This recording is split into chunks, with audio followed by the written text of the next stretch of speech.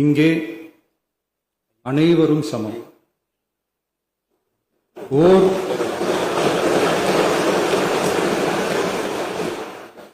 ஓர் உறுப்பினரை கொண்ட கட்சிகள் இங்கே இடம் பெற்றிருந்தாலும் அவர்களுடைய கருத்துகளுக்கும் அதிக எண்ணிக்கை பெற்ற தமிழக வெற்றிக் கழக உறுப்பினர்கள் தெரிவிக்கும் கருத்துகளுக்கும் சமமாகவே மதிப்பளிக்கப்பட்டு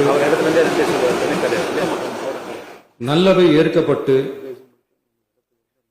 அல்லவை நிராகரிக்கப்பட்டு ஜனநாயகத்தின் இதயமாகவும் மூளையாகவும் இப்பேரவை செயல்பட வேண்டும்.